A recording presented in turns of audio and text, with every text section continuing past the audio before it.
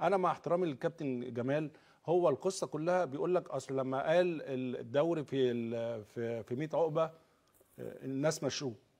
هو مين اللي مشاه؟ نمره واحد الحملات اللي اتعملت عليه يعني يا كابتن ما فيش حملات، كل الحملات اللي اتعملت عليه لدرجه انه يمشي طفش من سلم له على امك مصر يعني. طفش طفش من كتر ما اللجان اشتغلت عليه صح. طفش عشان قال الدوري في 100 عقبه. لا ابنك مجنون يا حاج. انت ليه مركز مع زيزو قوي؟ وزيزو من كان انا احسن. مالي ومال زيزو، بقول لك المتعلق انت كل كلامك ليه مأفور قوي يا كابتن جمال. انت بتتكلم، انت كل كلامك، وانا مش عارف ليه مش قادر تقول كلمه زيزو اللاعب رقم 25. هو لما تقول زيزو عيب حد هيقول لك انت بتقول زيزو ليه؟ كده انت مش قادر تقول اسمه ليه؟ ما تقول زيزو. ايه يعني ايه 25؟ هو اسمه احمد سيد مصطفى.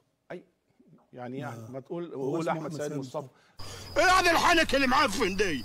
ايه هتمجد مجاري من بقك؟ ايه دي؟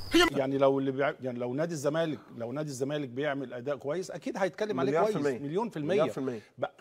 كل ده كل اللي احنا بنتكلم فيه ده ملوش علاقه بالماتش، خلي بالك يعني. فانا مع احترامي علشان كمان كابتن جمال قيمه كبيره والناس بتحترمه، فما يخشش في الحته دي، لانها الحقيقه ممكن صدقني والله يا كابتن جمال ممكن تقلل شويه من قيمتك. انت قيمتك كبيره فما تقللش انت من قيمتك.